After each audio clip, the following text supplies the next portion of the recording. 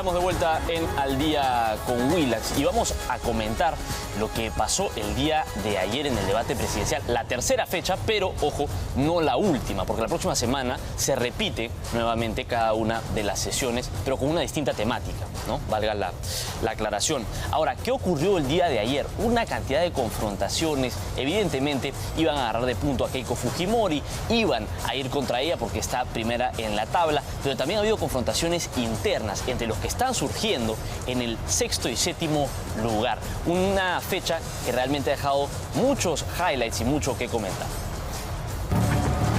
Todas las balas apuntaron al mismo objetivo. Cínicamente hemos escuchado hablar de la corrupción a la corrupta más corrupta del Perú.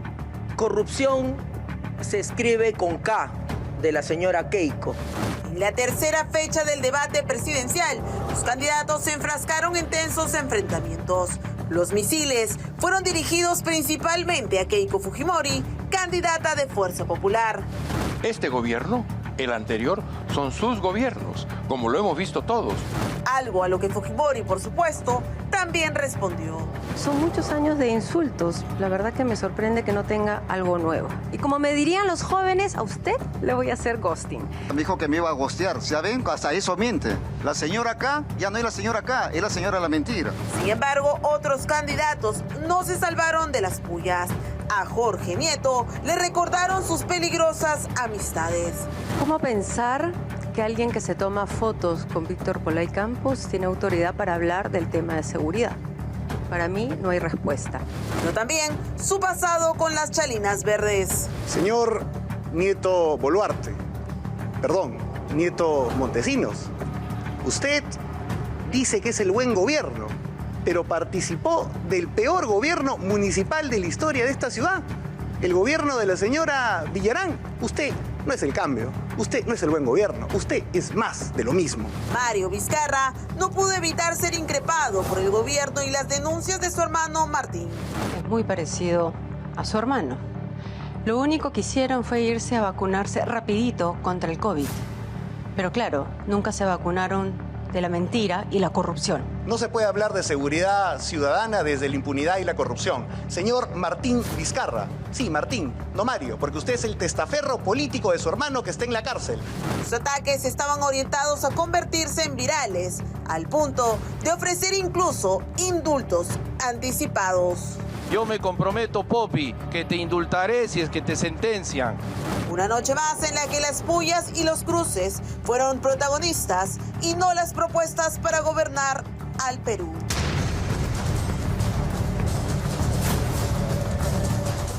Bueno, y cada uno de ellos llevó portátiles. Por supuesto, estuvimos también allí en los exteriores del centro de convenciones.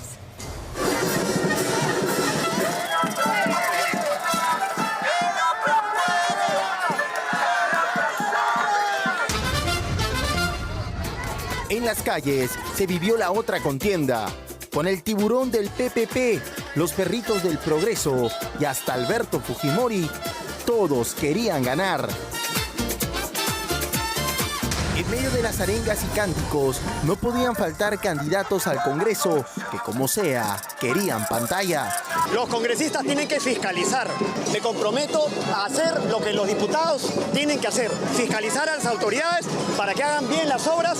Al swing del baile del perrito estaban los defensores de los animales. Ustedes van a luchar por ellos. ¿Por qué un perrito? Porque este partido nace por un grupo de animalistas que fundan el partido. En las calles también se buscaba captar a los indecisos. Toda la militancia fujimorista, porque tenemos un gran equipo, el mejor plan de gobierno y una candidata que está en su prime, que está en su mejor Esta no momento. será la última vez que la avenida Aviación y Javier Prado será tomada por los simpatizantes y candidatos. La semana que viene, el debate más largo de la historia del Perú seguirá.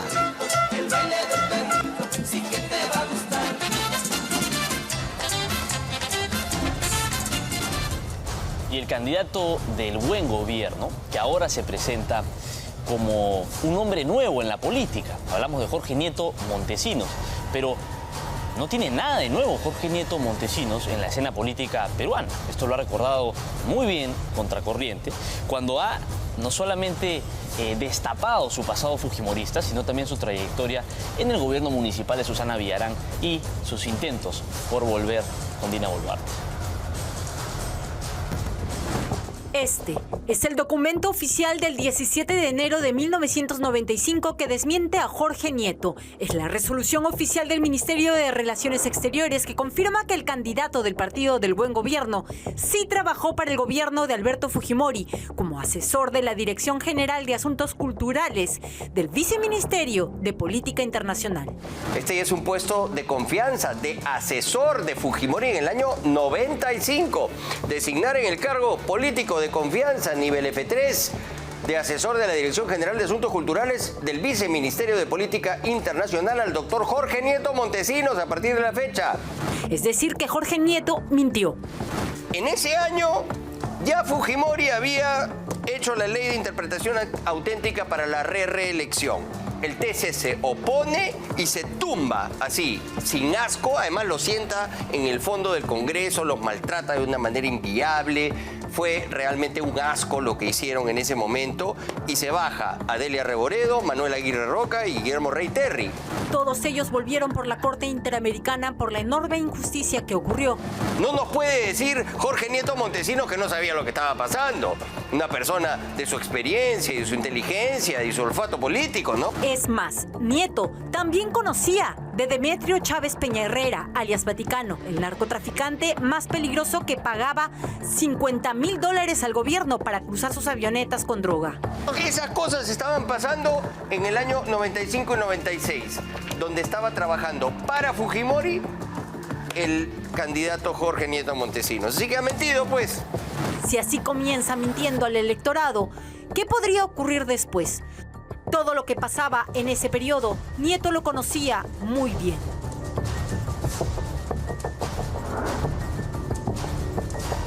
Bueno, las encuestas van apareciendo en las últimas horas. Lo que llama la atención de los analistas, más que este empate técnico que puede haber en el primer lugar con Keiko Fujimori y Rafael López Aliaga, es el segundo pelotón realmente, ¿no? Con este triple empate en la segunda posición. El último simulacro de voto realizado por Ipsos Apoyo anuncia que, si las elecciones se realizaran mañana, habría un empate técnico en el primer lugar entre Keiko Fujimori y Rafael López Aliaga, ambos con un 11%.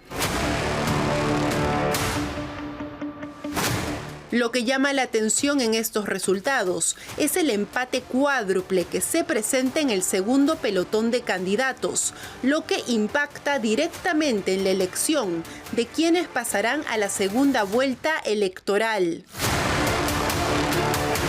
Que el congresista y exministro de Pedro Castillo, Roberto Sánchez, el candidato del sombrero del 2026, se mantiene afianzado en el voto rural, sobre todo en el norte del país, a pesar de haber participado directamente en el cuestionado gobierno de Castillo, haber sido el peor ministro del Mincetur, haber renunciado después del golpe por supuestamente no estar de acuerdo con la ruptura del orden democrático y a pesar de las denuncias penales que tiene, ha logrado capturar el voto castillista. El estudio de alcance nacional urbano-rural se realizó el último fin de semana antes del inicio de los debates presidenciales organizados por el Jurado Nacional de Elecciones, por lo que aún se esperarían cambios en la intención de votos de los últimos días. El voto rural se presenta a poco más del 20% del electorado.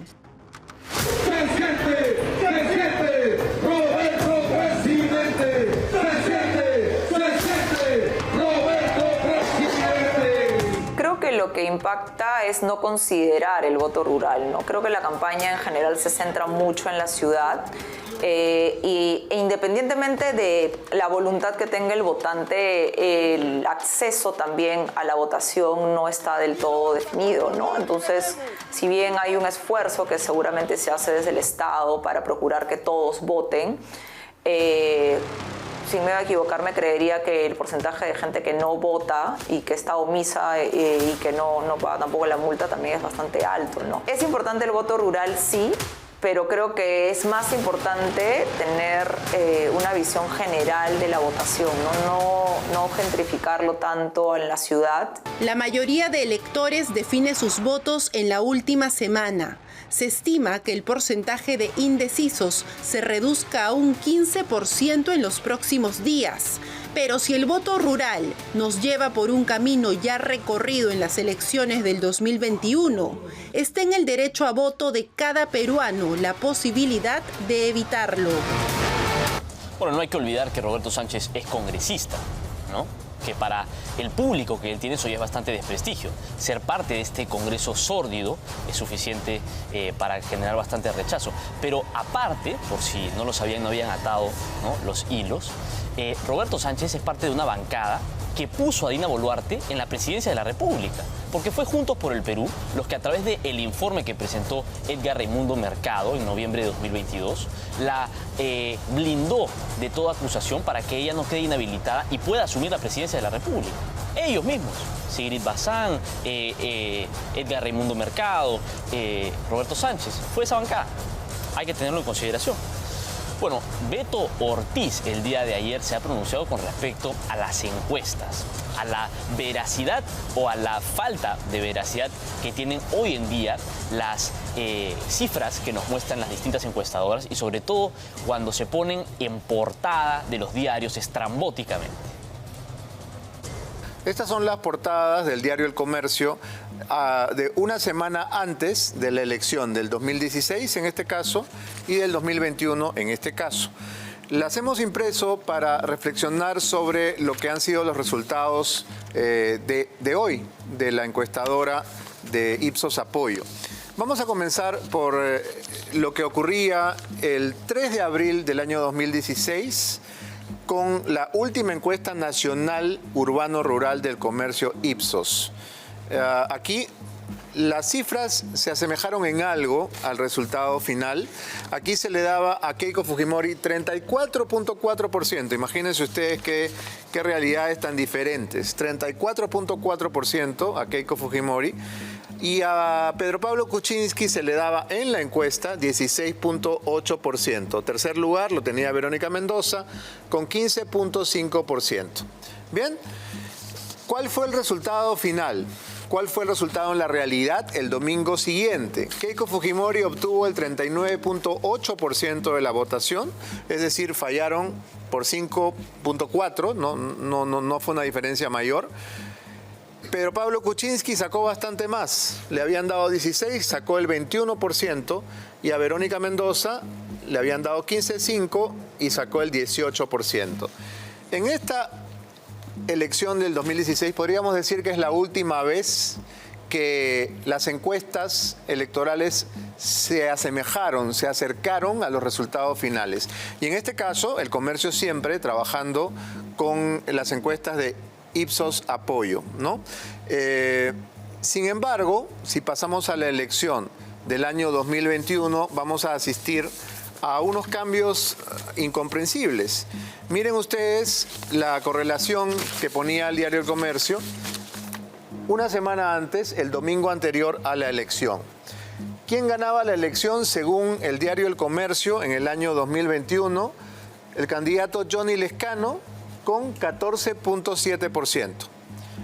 Segundo quedaba Hernando de Soto con 13.9%.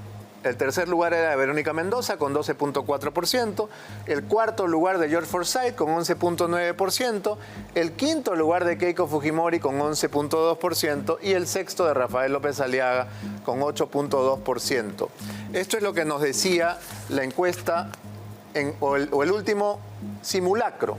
Esto es el simulacro del Comercio de Ipsos Apoyo, que es más o menos lo que se ha publicado el día de hoy, ¿no? La encuesta que ya todos han visto, en la cual Keiko Fujimori supera a López Aliaga por un decimal, por una décima.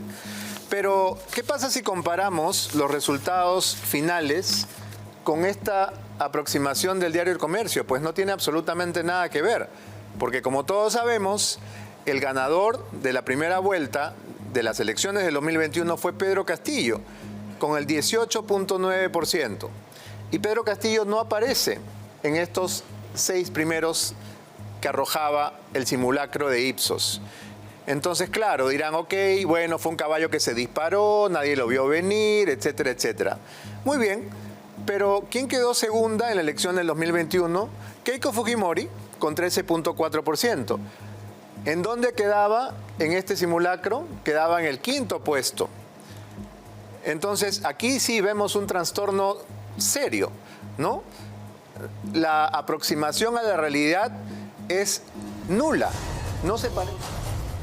Bueno, el programa Contracorriente ha logrado dar con una persona que estuvo detenida junto a López Chau, Alfonso López Chau, cuando por esa época, asegura él, asaltaban bancos. Estamos hablando de la década de los 70. Se trata de Juan Suárez, camarada yo. El lunes último, López Chau, el amigo del cabecilla terrorista del MRTA, Víctor Polay, negó nuevamente en el debate presidencial que nunca fue detenido por asaltar bancos. Porque el señor López Chau estuvo encarcelado, sentenciado por el delito de asalto y robo. Y no lo dijo. Le mintió al país diciendo que había luchado contra la dictadura de Velázquez. El señor Lescano miente, sabe que miente, porque si fuera cierto lo que dice, yo no estaría aquí en este podio. Juan Cristóbal Suárez Moncada confirmó a Contracorriente que en marzo de 1970, en La Punta, fue detenido junto a Alfonso López Chau y otros 2 integrantes de su grupo, tal como quedó registrado en 4 diarios de la época. Tal como informaron los diarios de la época, El Comercio, La Crónica, Última Hora y La Prensa, el camarada John era buscado por la entonces Policía de Investigaciones del Perú, PIP, por haber asaltado una agencia del Banco Vice en la urbanización Sol de Oro en el cono norte de Lima. Pero el camarada John, quien entre los años 2017 y 2021 fue presidente de la Federación de Periodistas del Perú, acepta que era buscado por la policía, pero niega que haya asaltado bancos. ¿Qué fue lo que pasó ese día? Que estábamos reunidos como integrantes de un movimiento escolar, ¿no?, que se llamó Jornada Estudiantil de Trabajo, ¿no?, y que procurábamos hacer una obra en bien del país. Todo es un invento de la policía, que usted estaba buscado por asaltar un banco de la agencia Vice en Sol de Oro. No, no es un cuento. Verdaderamente la policía me estaba buscando. ¿Por asaltar el banco? No, mira, a mí me estaban hostilizando por ser el máximo dirigente de Jornada Estudiantil de Trabajo. Incluso en el día de la detención, Alfonso López Chau dio nombres falsos para despistar a la policía. Por ejemplo, dijo llamarse Alfonso Chap Nava, como quedó impreso en algunos reportes periodísticos de la época. Pero lo que más llama la atención es que Suárez Moncada aceptó ser amigo del cabecilla terrorista del MRTA, Víctor Polay Campos, desde niño, como lo era de Alfonso López Chau Nava. ¿Usted es amigo de Víctor Polay? ¿Víctor Polay integraba el grupo de ustedes en 1970? No, Víctor Polay no vivió lo que fue Jornada Estudiantil de Trabajo. No. Pero era su amigo. Hemos sido amigos siempre y siempre lo seremos, ¿no? Nos conocimos a la edad de 5 o 6 años y jugábamos ajedrez en su casa, ¿no? Sí. Después de estas evidencias, Alfonso López Chau seguirá negando que estuvo detenido y encarcelado por asalto y robo, acusado de ingresar junto a sus camaradas de manera violentista y armados a agencias bancarias. Y Augusto Sonday se ha pronunciado al respecto de este reportaje. Y él asegura que es un peligro para el país tener un presidente que asaltaba bancos armado para financiar su revolución. Juan Cristóbal Suárez Moncada, ¿no?, quien es el líder de esta banda, la banda roja le decía, lo que pretendía hacer era asaltar bancos para financiar su revolución o su revolución. Eso no quita el hecho de que ingresaban con armamento de guerra a los bancos a asaltarlos y que por eso fueron detenidos.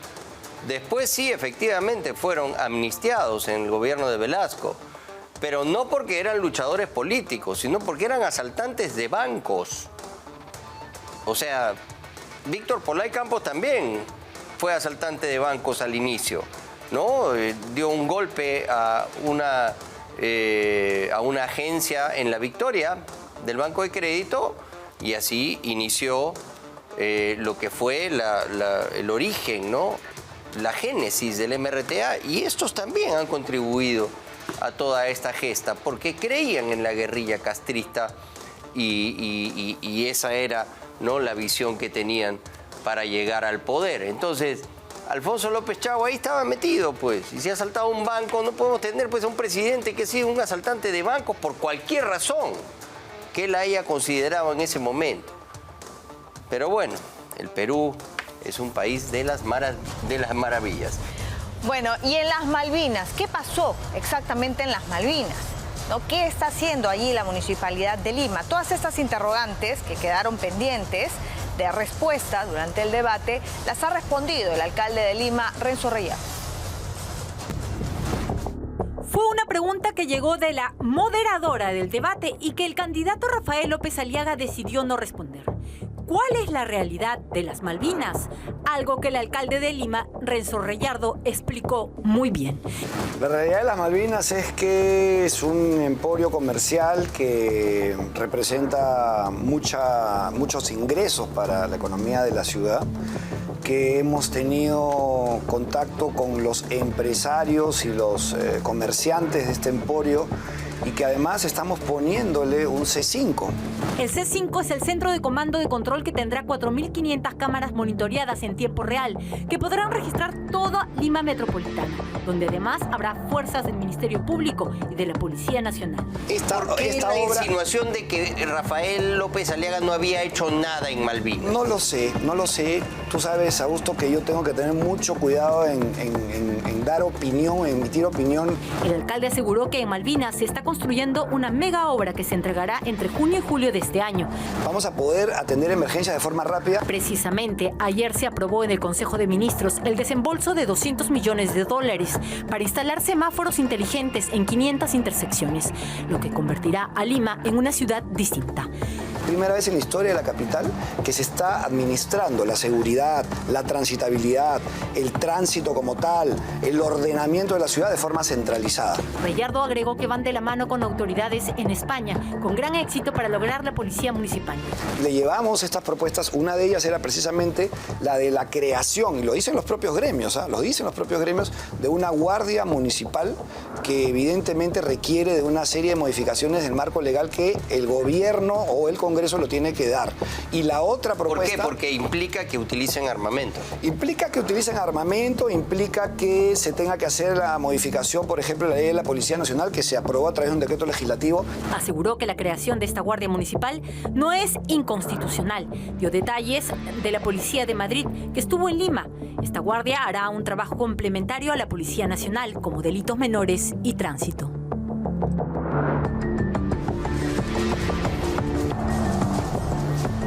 Muy bien, vamos a pasar a hablar ahora sobre la elección, pero no sobre los candidatos, no sobre la parte política, sino sobre la parte urbana.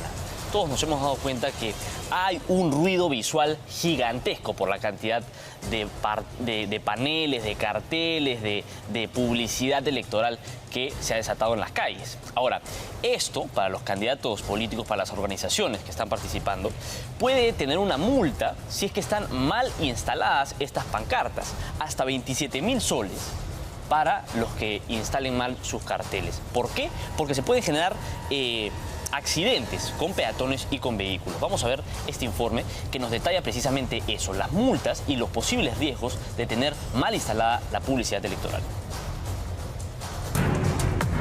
Más propagandas que propuestas, rostros sonrientes y frases recicladas copan cada rincón de Lima.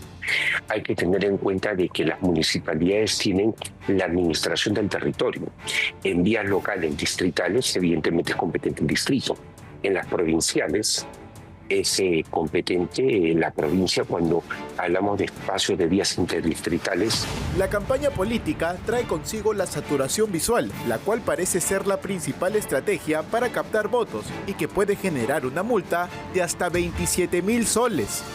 Todo lo que tenga que ver con propaganda electoral es responsable de la organización política. Por lo menos así lo es ante el Jurado Nacional de Elecciones, que es quien puede infraccionar la organización política por este tipo de publicidad. Esto genera una grave contaminación visual que podría traer consecuencias tanto para conductores como peatones. Es una necesidad el evitar la contaminación visual o distractivos o simplemente pues ni que también peligre la integridad de alguien por la colocación de algún tipo de accesorio que pudiera tener algún problema en algún momento. José Tello, experto en temas electorales, señala que el Jurado Nacional de Elecciones no puede interferir en la regulación de estos paneles, a menos de que rompan la neutralidad electoral. La publicidad se coloca en una parroquia o en un colegio, interviene directamente el jurado porque está violentando lo que es la normatividad electoral. Está contraviniendo la ley orgánica de elecciones. Pero sí, es responsabilidad de cada municipio ordenarlos en puntos en los cuales no pongan en riesgo a la ciudadanía. Porque es una manera de ordenar justamente el adecuado uso de los espacios, sobre todo donde circulan peatones y también transporte privado, público. Entre tanta imagen repetida, el mensaje se diluye. A falta de propuestas concretas, los carteles pasan a ser una mala decoración urbana. No, demasiado ruido visual, sobre todo en algunas calles. Vamos a pasar a otros temas. Alianza para el Progreso ha decidido denunciar a Fernando Olivera. Así lo dan a conocer en este comunicado. Ya lo había adelantado también el vocero de esta agrupación, Elio Riera, aquí en Willax. El partido Alianza para el Progreso, César Acuña, ya presentó esta denuncia por difamación contra Fernando Olivera. Recordemos que durante el debate señaló que Acuña tenía vínculos presuntos con el narcotráfico y calificó a este partido como un narcopartido, lo que ha sido rechazado por no solamente Acuña, sino por el grupo que él lidera. Van a iniciar estas acciones legales y que porque señala que las acusaciones son falsas y que todo se resuelva en el Poder Judicial.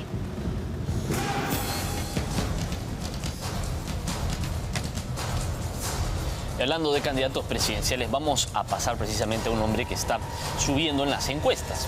Roberto Sánchez Palomino, congresista precisamente de Juntos por el Perú. Él, tiene un amplio expediente de investigaciones que van desde acusado por mochasueldo hasta cuestionamientos por contrataciones irregulares cuando era ministro de Comercio Exterior y Turismo. Contrataciones polémicas, acusado de mochasueldo y apoyo a la minería informal. En plena carrera hacia Palacio de Gobierno, el nombre de Roberto Sánchez no solo ha aparecido en las encuestas, sino también en los expedientes de investigación. Durante su paso por el Ministerio de Comercio Exterior y Turismo, el candidato de Juntos por el Perú habría contratado de manera irregular a 12 trabajadores de su partido, los cuales cobraban un sueldo de 15.000 soles y tenían órdenes de servicio que alcanzaron los 130.000 soles. Así lo dio a conocer el semanario de Hildebrand en sus 13. El actual congresista no estuvo ajeno a las acusaciones de mochasueldo, ya que en primera instancia fue señalado por 2 trabajadores, que según ellos se les exigía el 20% de su sueldo para renovar sus contratos. Aunque eso no sería el único movimiento aparentemente irregular de Roberto Sánchez, ya que también fue acusado de contratar al ahijado de Guido Bellido. También intentó contratar a la sentenciada por golpe de Estado, Betsy Chávez, como su asesora en su despacho congresal. Además, desde la Comisión de Energía y Minas mostró férreo respaldo a la ampliación del Reinfo hasta diciembre de este año.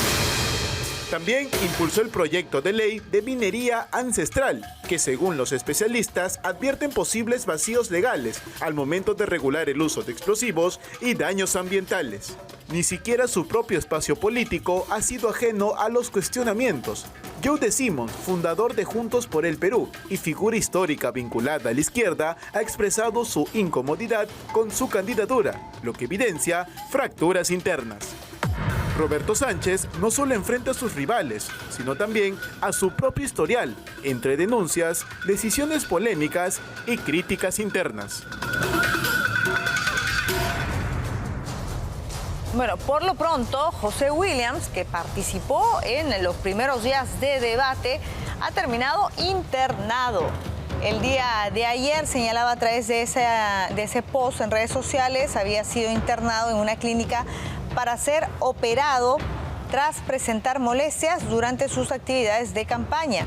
El diagnóstico, hernia inguinal, por lo que los médicos recomendaron una cirugía ambulatoria. La operación se ha realizado sin complicaciones, es lo que se informa, no ha sido considerada de emergencia y el procedimiento ha sido exitoso, está en proceso de recuperación.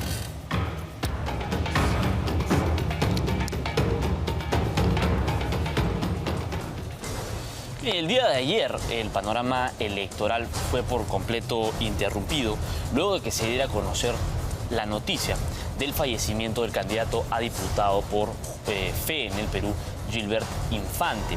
Esto en extrañas circunstancias realmente que hasta el día de hoy no se pueden esclarecer del todo, pero que ocurrió luego de asistir a una fiesta en Chorrillos.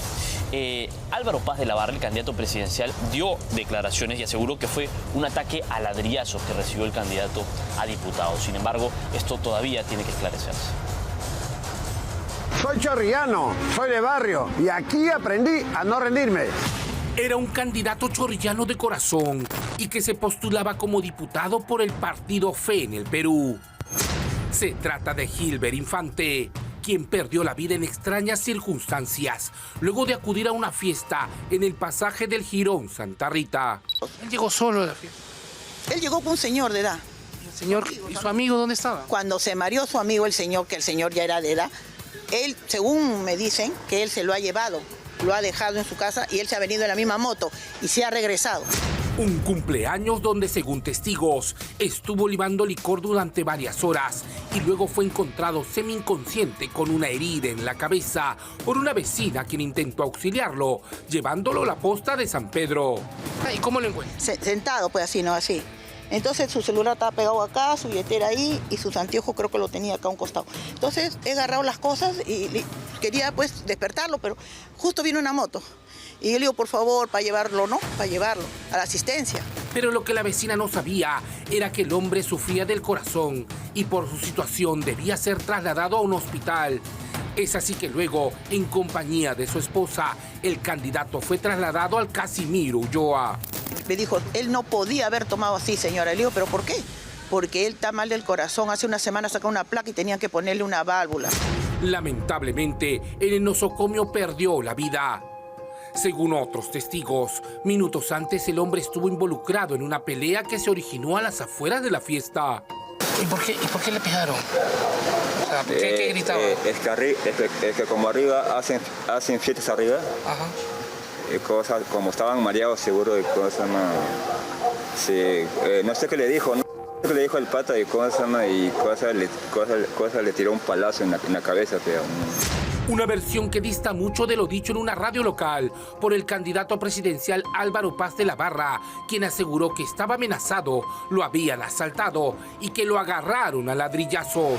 Su cuerpo fue llevado a la morgue central de Lima, donde llegó el general Víctor Reboredo para entrevistarse con los familiares. El misterioso caso de su muerte ahora ha quedado a cargo de la División de Homicidios de la DIRINCRI. Bueno, Bueno, más temprano, ¿no?, cuando recién se conoció de la muerte de este candidato, Álvaro Paz señalaba que había sido asesinado, que se trataba de un homicidio. Sin embargo, luego de que se conociera inclusive el parte de necropsia que señala que la muerte es debido a un infarto reciente de miocardio, broncoaspirado gástrico, este es el parte del Ministerio Público, es la necropsia. Sin embargo, a pesar de esto, Álvaro Paz mantiene la versión de homicidio. No sabemos exactamente si la policía en las próximas horas se va a pronunciar, pero esta es la versión que da Álvaro Paz de la Barra, que postula a la presidencia.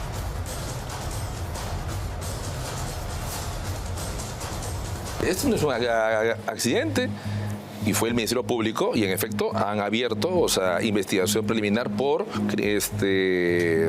homicidio calificado, ¿no? ¿Por qué estabas tan seguro de que se trataba de un asesinato? Porque en la mañana incluso escuché esto en varios medios. A ladrillazos. ¿Cómo podías estar tan seguro? Por los testigos que hay. Él hoy día tenía justamente un evento en la playa de los pescadores, ¿no? Y bueno, fue una redada, lamentablemente, ¿no? Porque como quiera que coincidía, ¿no?, con el debate de ayer en donde yo estuve presente.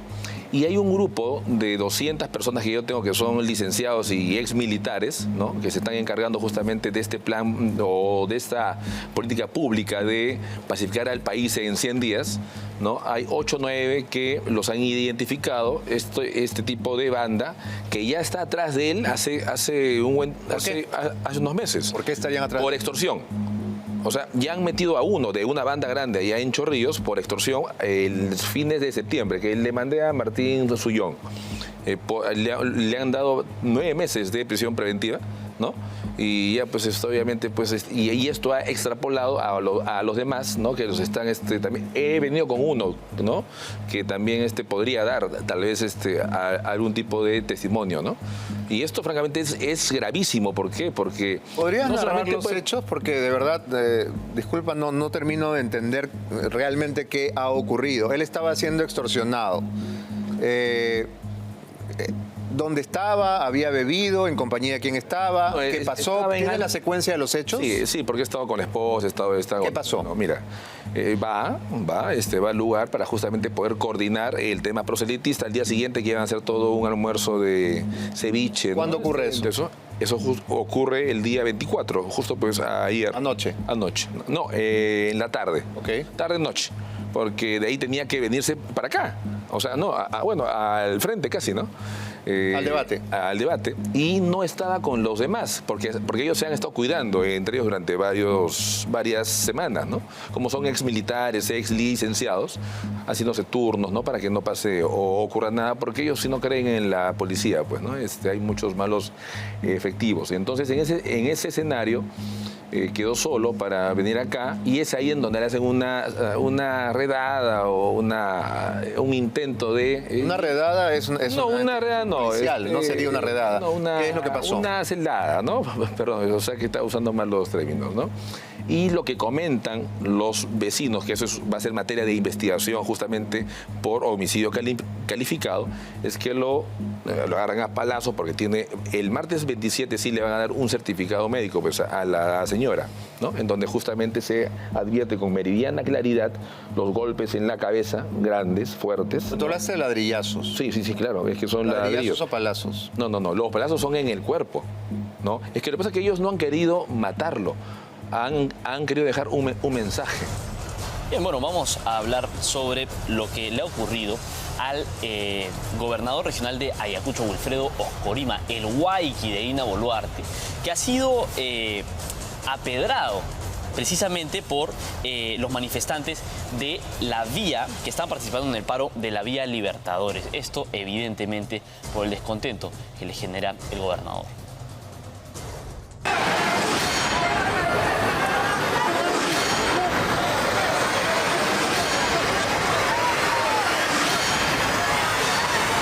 Esta es la furiosa respuesta de la población ayacuchana contra el Guayqui Oscorima por la ineficiencia de su gestión en la recuperación de la vía Libertadores. Los protestantes lo esperaron afuera del gobierno regional y lo increparon con varios insultos y hasta le arrojaron piedras y objetos contundentes.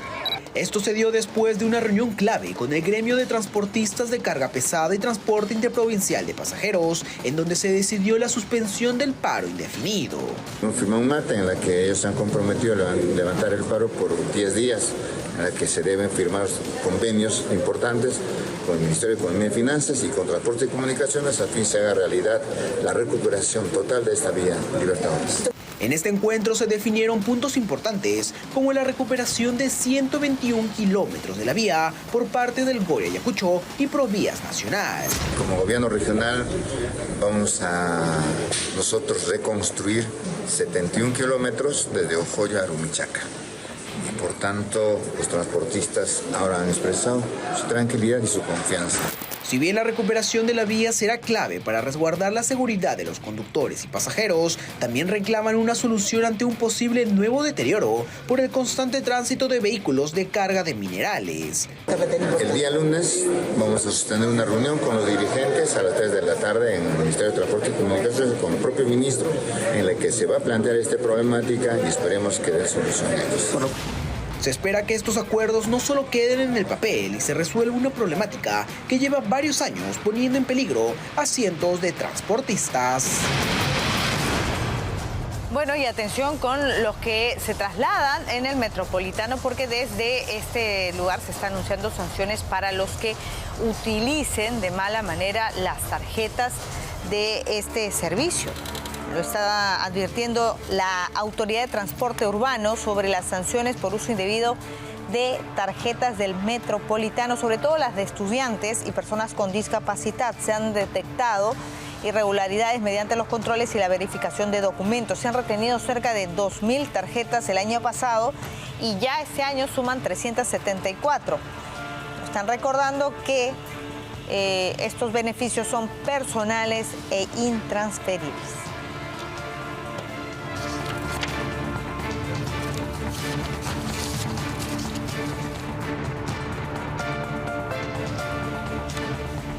La Cámara de Comercio de Lima ha anunciado que la capital podría perder hasta el 30% de su agua potable hacia 2035.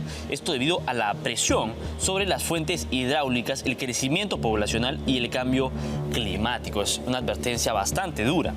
Esta situación evidentemente impactaría la economía, pero con una posible pérdida inicial de unos 35.000 empleos por la falta de recursos. Realmente impresionante.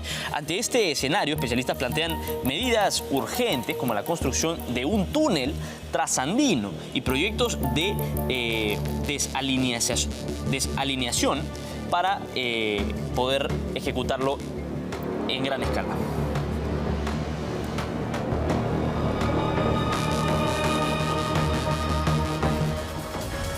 Con una importante recomendación.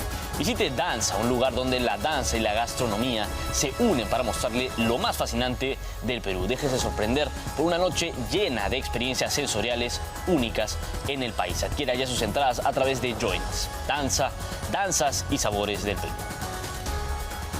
Y Julio Velarde, presidente del Banco Central de Reserva, ha sido condecorado en Palacio de Gobierno. Tenemos las imágenes de lo que ha sido esta ceremonia presidida por el presidente José María Balcázar, que condecora a Julio Velarde con la Orden del Sol en el grado de Gran Cruz. Es la más alta distinción que otorga el Estado.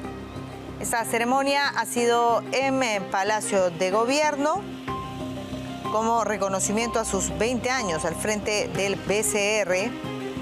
San Velarde, ¿no? De verdad que a este señor le debemos mucho.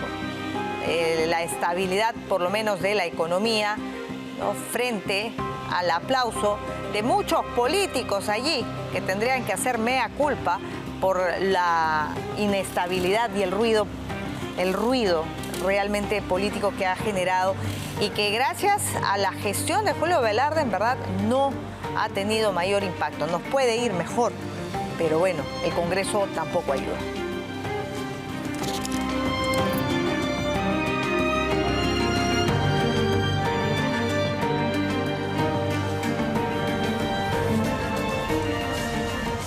Waldir Eloy Ayasta, ¿usted sabe quién es? Estoy seguro que no. Bueno, es el nuevo ministro de Energía y Minas que acaba de juramentar después de que Ángelo Alfaro presentara su carta de renuncia y el presidente Balcázar se la aceptara.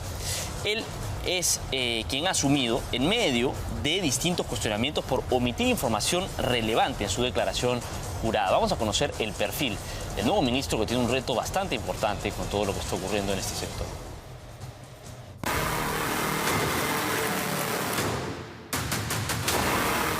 El nuevo ministro de Energía y Minas, Waldir Ayasta Mechán, sí tiene investigaciones fiscales y sí cuenta con procedimientos administrativos sancionadores. Vamos por partes y siempre con pruebas. En el récord fiscal del Ministerio Público hay 2 ítems que confirman que Eloy, ministro de Energía y Minas, fue un deudor alimentario, pues se le inició un proceso fiscal por incumplimiento de obligaciones alimentarias en Chiclayo. Tuvo una investigación en el 2008 y otra en el año 2009. Las 2 por alimentos. Tener expedientes fiscales por estos días es más recurrente en los ministros de Estado de lo que debería. Pero no es lo único. La Contraloría General de la República lo incluyó en 2 informes de control. Uno por su trabajo en Electro Noroeste. Waldir Eloy Ayasta Mechán, el mencionado funcionario, en su calidad de miembro del comité, efectuó observación alguna y calificó como apta la propuesta técnica presentada por el postor, aun cuando incumplía con acreditar la experiencia mínima requerida para el personal propuesto para la realización del servicio.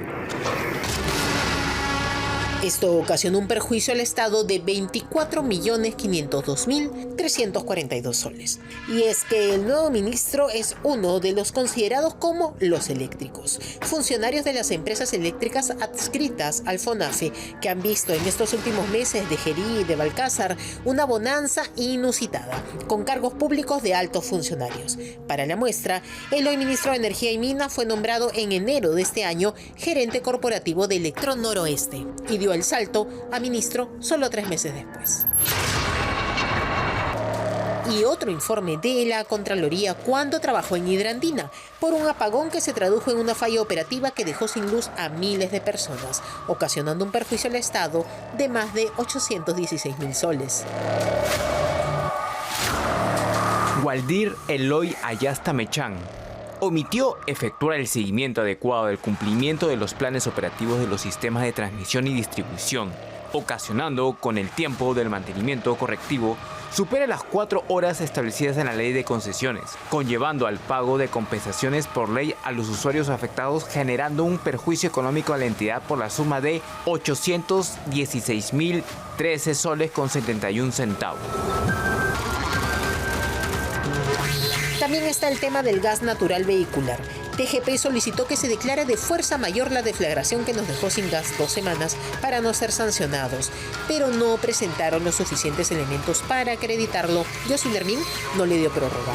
Así que está pendiente saber qué sanción se impondrá a la empresa. El encargado de uno de los sectores más sensibles del país tiene una pesada mochila. Energía, gas y decisiones que impactan a millones. Pero cuando se le preguntó si tenía investigaciones, respondió en declaración jurada que no tenía los detalles. Curioso, extraño, porque los detalles sí existen y lo que también debería existir es la memoria y la transparencia. Bueno, ayer fue la tercera jornada de debate. ¿Qué te pareció? ¿1 de 10? ¿2 de 10?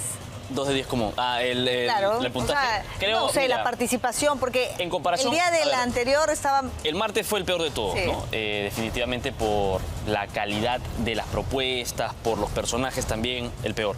El lunes creo que ha sido bueno, pero lleno de momentos, creo que estériles, ¿no? Ayer me parece que ha sido un debate quizá el mejor de los 3, porque ha tenido buenas propuestas, buenos candidatos, han habido enfrentamientos y sobre todo las dinámicas con Keiko Fujimori me parecen interesantes porque hace que la izquierda tome finalmente la postura de la que siempre se han banderado, que es el antifujimorismo. Entonces es interesante verlo finalmente enfrentar a Keiko Fujimori cara a cara, ¿no? No, pero además porque me imagino que también el primer día, como tenías a Rafael López Aliaga, sí, y este tercer día que tenías a Keiko Fujimori, valgan verdad, los dos están entre los primeros puestos en las encuestas. Entonces había mucha expectativa porque, claro, ellos se ponían al centro y probablemente todos pensábamos, claro, van a ser blanco de todos los ataques. Pasó ayer. No pasó tanto con López Aliaga en el primero, ¿no? No fue tanto blanco de ataques, pero creo que sí con Keiko Fujimori. El de ayer. Ayer, ¿no? Mesías Guevara, Ronald Atencio, Mario Vizcarra.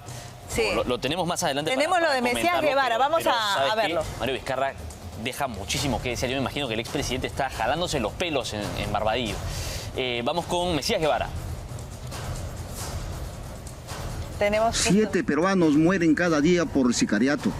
Y hoy pretenden darnos lecciones de orden y seguridad. Por favor. Nosotros crearemos el comando especial para combatir a los sicarios y a los extorsionadores, usando tecnología, inteligencia, contrainteligencia. Reclutaremos a los mejores policías para que de esa manera, y también a los jueces y fiscales probos. Estimados compatriotas a nivel nacional, urge que rescatemos al Perú, porque Fujimori nunca más. Señora Fujimori, basta de lavar dinero a través de los cócteles. Usted no ha celebrado la justicia, usted se ha amparado en la impunidad que el Tribunal Constitucional le ha dado. Ha manoseado y ha secuestrado la justicia con sus socios que hoy gobiernan el Congreso de la República. Y eso usted tiene que pagar a la historia, porque el Perú usted lo ha detenido. Una década perdida, 2016 al 2026. Bueno. Queda demostrado la ideología irracional, ¿no? O sea, cómo es que él es el antifujimorismo es... Acá están todas las propuestas, pero fujimorismo nunca más. ¿Qué tiene que ver eso? O sea, ¿qué tiene que ver el antifujimorismo con la propuesta de seguridad ciudadana?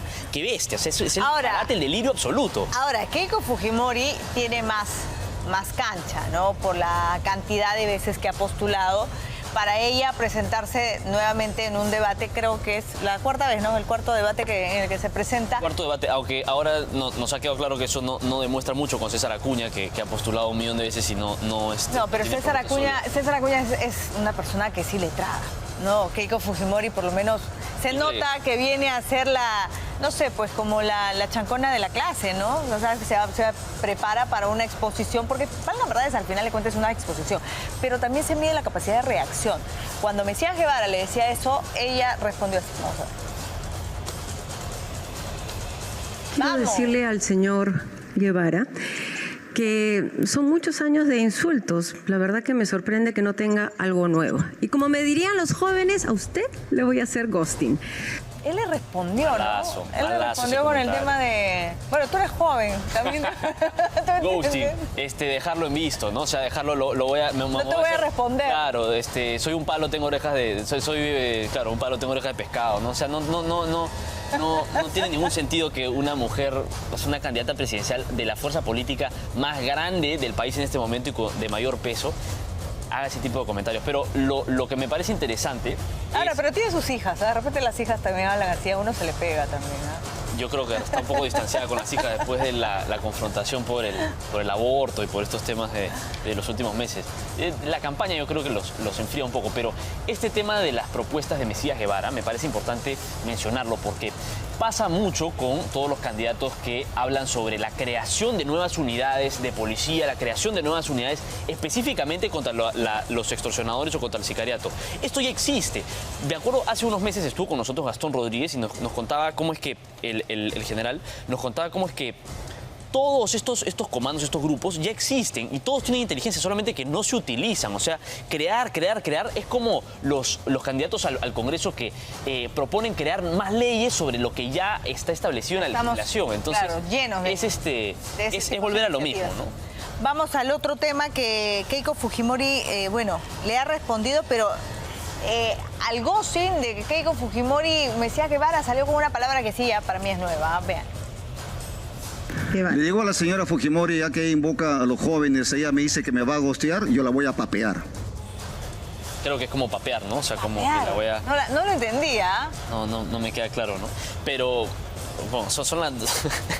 la respuesta de dos candidatos que están ya en un plan infantil, ¿no? Creo que ahora, hubo un poco más de estrategia. Yo creo que los candidatos que se presentaron sabían, ¿no?, que iban a ser víctimas o blanco de ataques, no tenían mucho tiempo, pero aprovecharon mejor, creería yo, los tiempos y el espacio limitado que tenían impuesto por el Jurado Nacional de Elecciones, ¿no? O sea, de alguna manera se prepararon para ese momento en el que tenían que responder el ataque, pero también dando a conocer alguna propuesta. Y a propósito de eso, el ataque o la acusación que hace Nieto Montesinos a Keiko me parece bastante interesante, porque él le dice que ella gobierna a través de los congresistas, ¿no? Una acusación que se ha hecho en reiteradas ocasiones y que se mantiene todavía vigente por el Congreso y por la forma en la que opera la bancada de Fuerza Popular. Vamos a escuchar lo que le dijo Nieto Montesinos. Si no hubiera sido este su gobierno y el anterior, le tendríamos que creer, pero ha sido su gobierno. Y lo que nos ofrece usted es incremento de las muertes por día y es incremento de los delitos de extorsión y sicariato. Ese es el resultado de su gobierno, porque usted gobierna desde el Congreso a través de sus congresistas en una coalición que es de puro interés. Ni es política ni es ideológica, es de puro interés. Quieren preservar su impunidad. ¿Cómo pensar que alguien que se toma fotos con Víctor Polay Campos tiene autoridad para hablar del tema de seguridad? Para mí no hay respuesta. Nosotros, para combatir la corrupción y la inseguridad, no vamos a utilizar chuchupes, ni tampoco a generales desfasados e investigados por corrupción y roba gasolina. Nosotros vamos a utilizar la tecnología digital, inteligencia artificial. Vamos nosotros a perseguir el delito y vamos a seguir la ruta del dinero sucio. De tal manera que de esa manera vamos a garantizar la seguridad de todos nuestros compatriotas. No vamos a recurrir a generales que tienen nombre, pero sin embargo tienen un prontuariado en lugar de tener una hoja de vida. Y menos el señor que actualmente funge de presidente del Congreso, quien es un metamorfosis, el famoso gusano. Bueno, sí, lo agarraron de puncho en bola a Rospigliosi. No sé si tenemos la respuesta de Nieto, porque lo que le dice Nieto también a Keiko que la sorprende, y ahí sí la cara era inevitable. Cuando se menciona el tema de Polay Campos, ¿no? Cuando le dice, pero en esa foto donde aparezco con Polay, el terrorista, preso, también estaba Fernando Rospigliosi, porque éramos casi de la misma ideología en ese momento, ¿no? En ese momento, ¿no? Claro. Ahora, esto demuestra una vez más que Nieto Montesinos no es nuevo en la política, ¿no? Y eso es algo que la gente tiene que entender, sobre todo la gente joven que se está dejando llevar por TikTok, por Twitter, por Facebook. Nieto Montesinos es un personaje que ha habitado en la política peruana durante décadas, o sea, décadas. Está no solamente desde las épocas de los guerrilleros y de los pseudo-revolucionarios, sino en el gobierno municipal de Susana Villarán, de Pedro Pablo Kuczynski. Trató de integrar el gobierno de Dina Boluarte. O sea, es un personaje que es bastante conocido, ¿no? Bueno, ¿quién te parece que tuvo un desempeño óptimo ayer? Creo que... ¿O quién es el perdedor ayer? Creo que en principio, hablar de ganadores, creo que Enrique Valderrama tuvo un buen desempeño, creo que tuvo buenas propuestas y buenos, no ataques sesgados, sino creo que tuvo acusaciones bastante sustentadas, ¿no? Mario Vizcarra, precisamente, creo que ha sido uno de los principales perdedores porque ha evidenciado su falta de preparación y su falta de convicción en esta candidatura. Ha quedado demostrado, creo yo, que es el títere de su hermano Martín Vizcarra desde Barbadillo. Vamos a escuchar lo que él le dijo a Keiko Fujimori. El señor Vizcarra es muy parecido a su hermano. Lo único que hicieron fue irse a vacunarse rapidito contra el COVID. Pero claro, nunca se vacunaron de la mentira y la corrupción. Jóvenes que no saben, desconocen el nivel de corrupción que llegó el gobierno de su padre y ahora pretenden seguir lucrándose, seguir con sus prácticas mafiosas desde el Congreso. Y eso todo el mundo lo sabe. Por eso es que no le gusta que le recuerden cómo fue su pasado. Y con el socio Vladimiro Montesinos, que sabemos cómo repartía el dinero en fajos, comprando voluntades de muchas personas que ahora burgan prisión. ¿Por qué lo fuerzan a ese señor a ser candidato presidencial? Es lo que yo nunca he entendido. O sea, ¿por qué lo empujaron de esa forma? Martín Vizcarra podría haber conseguido de repente otro alfil como otro escudero, como, no sé, Alejandro Salas, que están dispuestos a recibir un balazo por él. El llamado plan B, ¿no? Desde el inicio. ¿Por qué este señor que no tiene ninguna convicción en lo que está diciendo, ninguna propuesta, o sea, realmente sólida? Es muy disperso, o sea, es realmente, creo que el peor candidato que podría haber además porque la familia Vizcarra. Todos los demás sabían que él era el títere y que a quien debían atacar era a Martín Vizcarra, ¿no? Y así lo hicieron. Y en ese punto, creo que es importante recordar las encuestas. Mario Vizcarra ha estado entre los primeros puestos durante meses.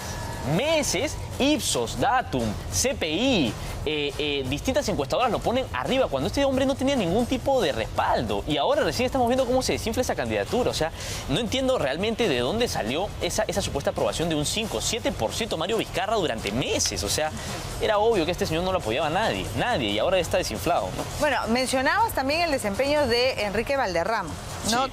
Justamente, el candidato del partido aprista, ¿no? Justamente como mencionaba Enrique Castillo ayer, Valderrama aprovechó el espacio, ¿no? Dio algunas propuestas y también se refirió, pero no a Mario.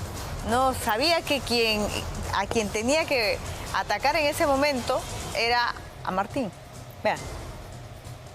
No se puede hablar de seguridad ciudadana desde la impunidad y la corrupción. Señor Martín Vizcarra, sí, Martín, no Mario, porque usted es el testaferro político de su hermano que está en la cárcel. Su hermano lo digita desde la prisión. Su hermano protagonizó en el país su herencia política de más de 200.000 muertos por la pandemia.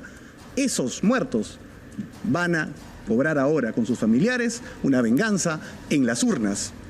Mi hermano está ahí preso justamente por enfrentarse a pactos y a partidos mafiosos como el señor representa.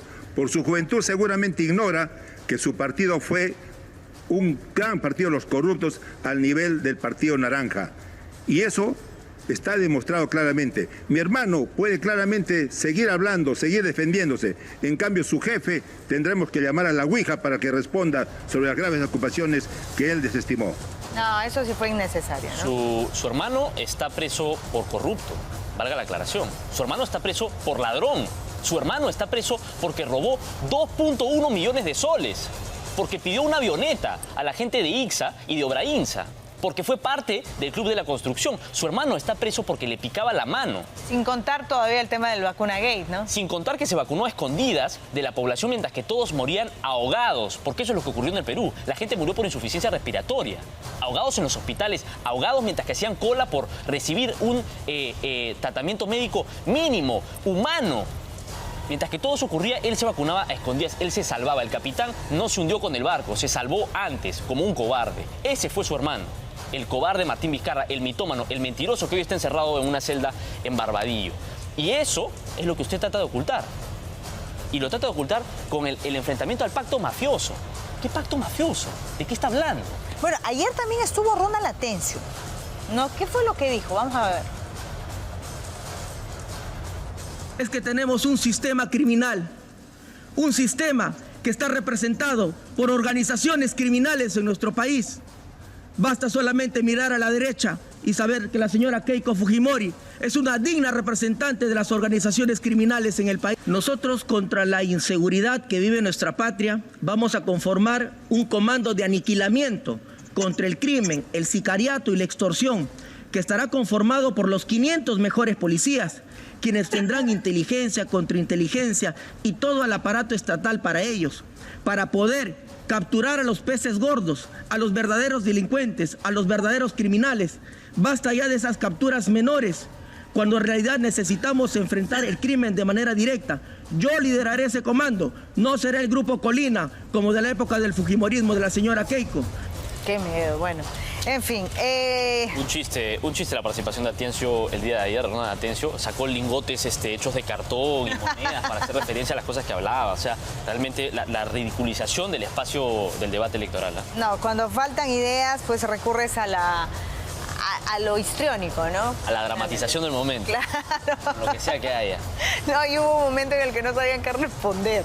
No sé si tenemos ese byte, pero no, les dijeron, ¿alguno? No, me reservo. No sé si tenemos espacio para un último byte, pero me parece importante poner el momento en el que Enrique Valderrama habla sobre Nieto Montesinos y sobre el pasado político de Nieto Montesinos con Dina Boluarte, con Susana Villarán y con Pedro Pablo Kuczynski. Y eso también se ha destacado, ¿sabes? La falta de reacción, no solamente en ese momento de Nieto, que tiene años en política, sí, claro, sino también la falta de reacción de varios. Han llegado, creo que, o lo sorprendieron porque no esperaban ese nivel de ataque, o ya llegan a este último tramo cansados, ¿no?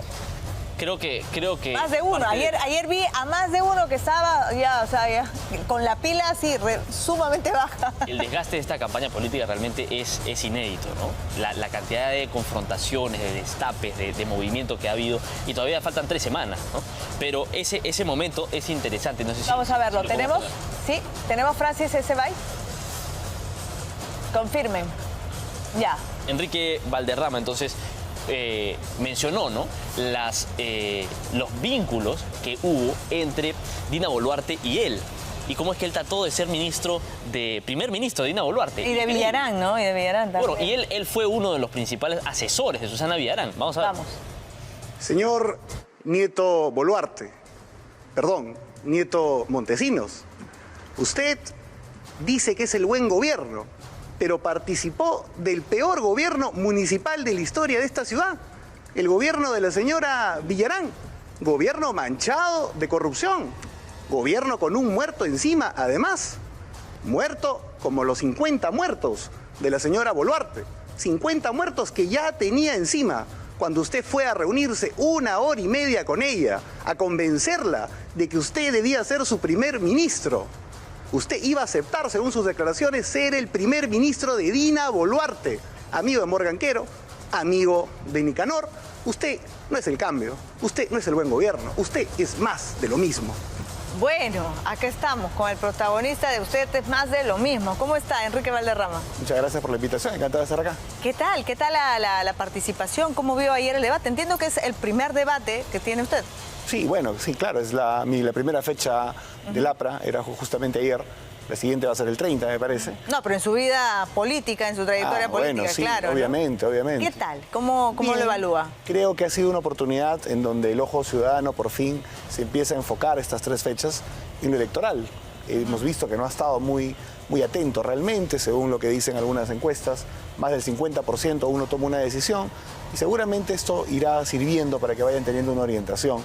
Aprovechamos para lanzar algunas ideas fuerzas sobre seguridad, sobre corrupción, hablándole también a la agenda social que hemos dicho, a los maestros, a los agricultores, a los transportistas y obviamente marcando una cancha política necesaria, ¿no? Ahora, ¿qué tan difícil es marcar una cancha con, por ejemplo, rivales políticos en el momento del debate que ya tienen no solamente recorrido político, sino experiencia en este tipo de auditorios, en este tipo de exposiciones, ¿no? Keiko Fujimori, por ejemplo, es una de ellas.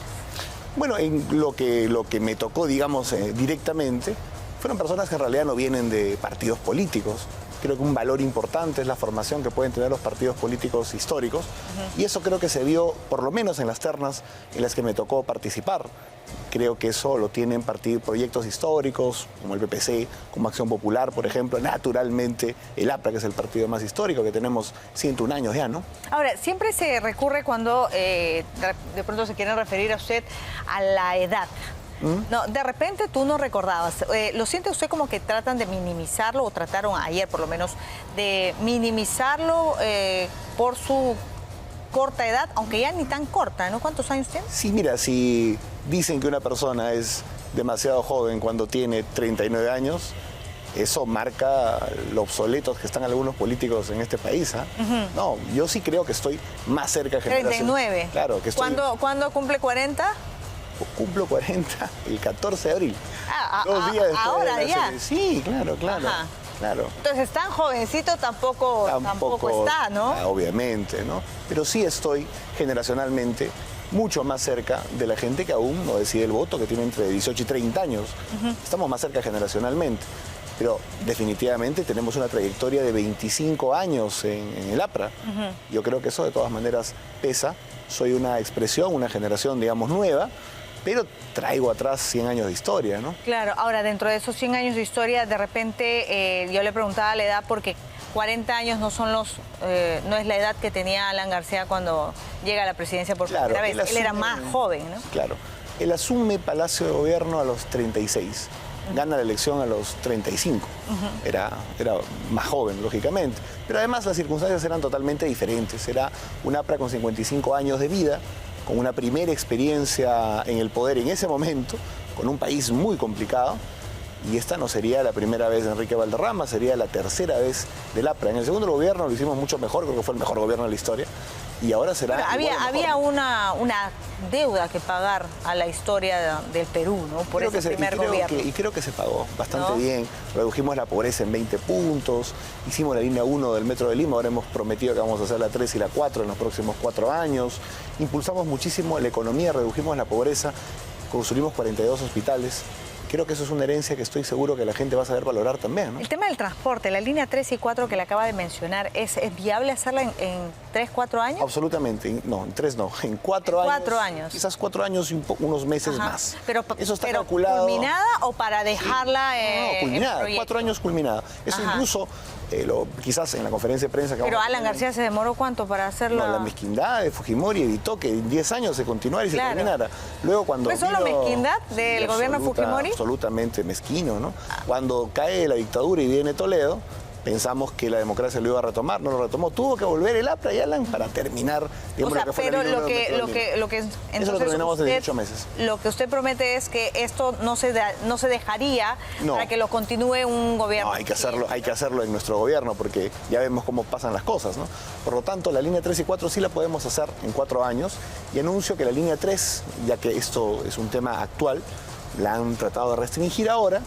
Y nosotros hemos prometido al cono norte de Lima que la línea 3 va a pasar por Puente Piedra y va a llegar hasta Ancón. O sea, vamos a cambiar un poco la restricción que han hecho a partir ahora de una norma que nos parece absolutamente injusta con el Lima Norte, ¿no? Antes de seguir hablando con las propuestas, quiero cerrar el tema del debate ayer. Le tocó con Mario Vizcarra. Sí. Me imagino que ustedes se preparan, ¿no? Hay una preparación y más o menos saben por dónde podrían venir los ataques.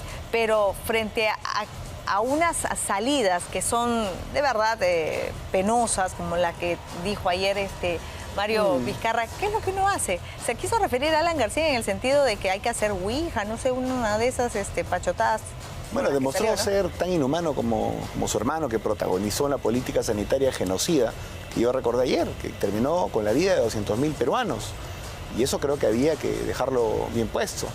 Y el señor, lo compadezco realmente, él está siendo manejado a control remoto desde el penal, desde la cárcel por su hermano. No es auténticamente el candidato es Martín Vizcarra.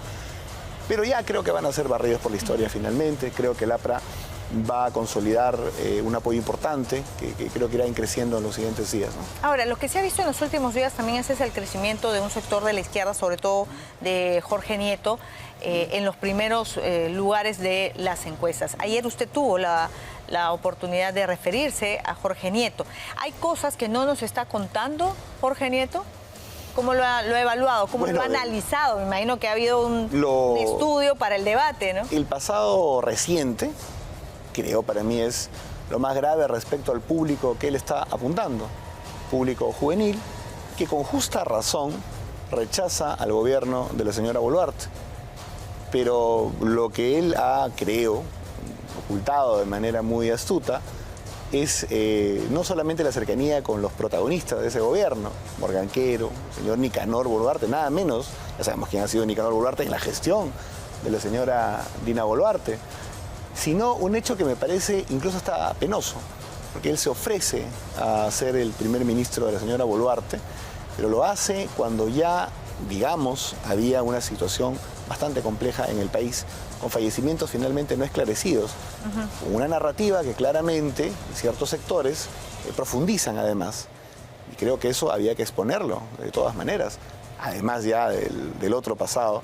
Y me parece bien curioso que se diga buen gobierno cuando se ha sido parte del cogollo del peor gobierno municipal de esta ciudad. Ahí tuvo más notoriedad, ¿no? Y después ya cuando fue primer ministro y en el gobierno de Dina Boluarte más bien un poco en la sombra. Ustedes de los políticos, Enrique Valderrama, que no creen en las encuestas, no creen en estas fotografías del momento, ¿cuál es su opinión sobre lo que se viene informando? Primero, creo que siempre el APRA ha tenido una relación compleja con las mediciones que han hecho las encuestas. Hasta marzo 10, 12, etcétera, del 2006, Alan tenía... Estaba en el quinto lugar, creo. 5, 6, sí. Terminó en 25. No sé si es la forma de medir, no sé si el voto aprista en las encuestas no se manifiesta tanto, pero siempre sacamos más de lo que dicen que tenemos, para empezar. Y en segundo lugar, esas mismas encuestas, que yo creo que tienen un problema para medir el voto del APRA, dicen hasta hace unos días que el 53% no ha tomado una decisión. Claro, hay un porcentaje importante de gente que va a decidir poco más en la cabina, ¿no? Yo creo, Elvina, que es más. Yo creo que debe estar sobre el 60% más o menos. Y creo que el primer foco de atención ciudadana que he empezado a ver recién la política ha empezado a partir del 23. En estas primeras jornadas seguirá avanzando hasta el día de la elección y muy probablemente todavía un sector decida finalmente los 2 últimos días. ¿Por qué la gente indecisa, que es ese porcentaje que menciona, tendría que votar por Enrique Valderrama, que viene de un partido tradicional, sí, pero también es parte de los partidos tradicionales cuestionados porque ya tuvieron oportunidad en el poder? Nosotros hemos dejado el poder hace 15 años. Hace 15 años el presupuesto del Perú era de 100.000 millones de soles aproximadamente. Con ese presupuesto construimos hospitales, carreteras, redujimos la pobreza. Hoy el presupuesto es de 250.000 millones de soles y se ha dejado de construir hospitales, carreteras, reducir la pobreza, la anemia ha incrementado, el porcentaje de vacunación ha disminuido. Necesitamos un proyecto serio al frente del país, pero a la vez necesitamos conectar con las aspiraciones de las nuevas generaciones. Y hay que hacerlo, naturalmente, zanjando con la corrupción que se ha agudizado en estos últimos años. En el gobierno de la señora Boluarte, donde se han repartido el Estado como un botín. En el gobierno del señor Gerí, y ahora también. ¿El APRA, en ese sentido, hace un mea culpa? Teniéndolo a usted ahora como líder en una campaña política, ¿hay algún mea culpa? Yo diría que hay una apuesta de la militancia que se expresó el 30 de noviembre, porque la renovación encabeza el proceso político. Eso lo puedes llamar tú colectivamente un mea culpa de repente, no lo sé, yo no lo veo así. Yo veo como una apuesta por el cambio, es decir, somos un proyecto histórico, tenemos un gran activo, que es una lucha por la democracia permanente. ¿Sus antecesores se equivocaron? Yo no creo ¿No hay errores? Toda obra humana, la iglesia tiene errores, etcétera. Pero creo que en lo fundamental, en estos últimos años, estos últimos 20 años... Pero la iglesia no maneja presupuesto público. Pero nosotros hemos hecho con el presupuesto público a menos de la mitad de lo que tenemos ahora, muchísima obra, no en favor de los ricos, sino en favor de los pobres. Por eso yo he dicho ayer, yo soy el candidato del pueblo, por el candidato del Partido del Pueblo.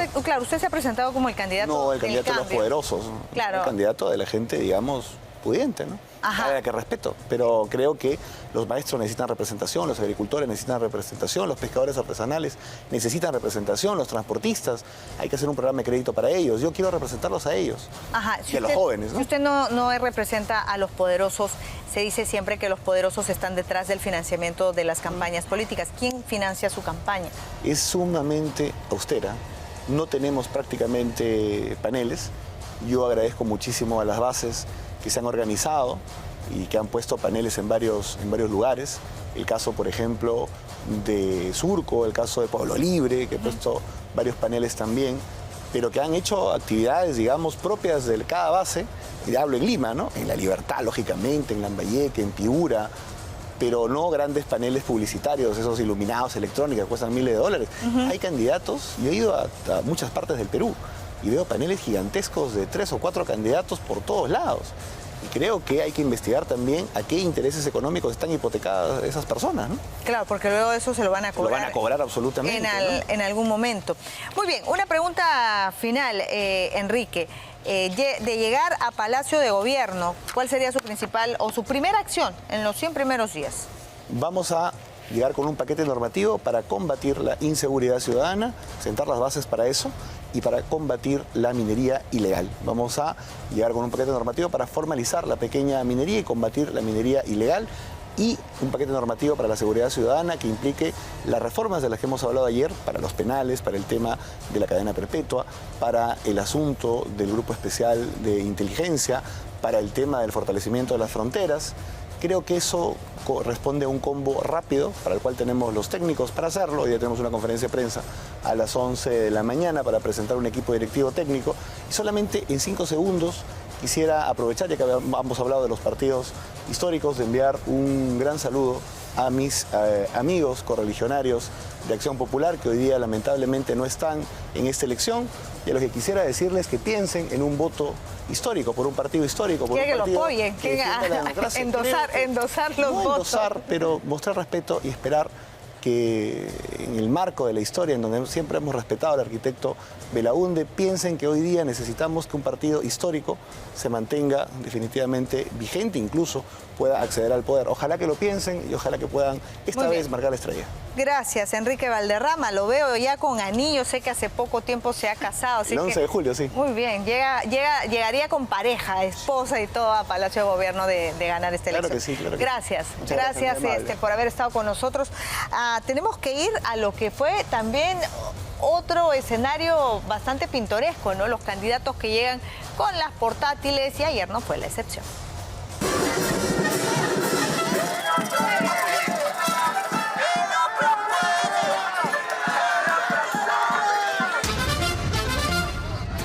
En las calles se vivió la otra contienda, con el tiburón del PPP, los perritos del Progreso y hasta Alberto Fujimori. Todos querían ganar. En medio de las arengas y cánticos, no podían faltar candidatos al Congreso que, como sea, querían pantalla. Los congresistas tienen que fiscalizar. Me comprometo a hacer lo que los diputados tienen que hacer, fiscalizar a las autoridades para que hagan bien las obras. Al swing del baile del perrito estaban los defensores de los animales. Ustedes van a luchar por ellos. ¿Por qué un perrito? Porque este partido nace por un grupo de animalistas que fundan el partido.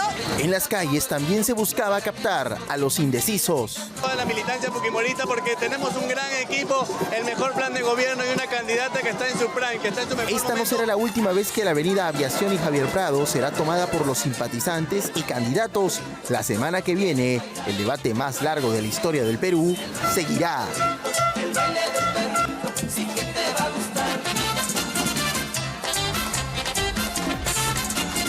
Ya no falta nada, 2 semanas para la elección.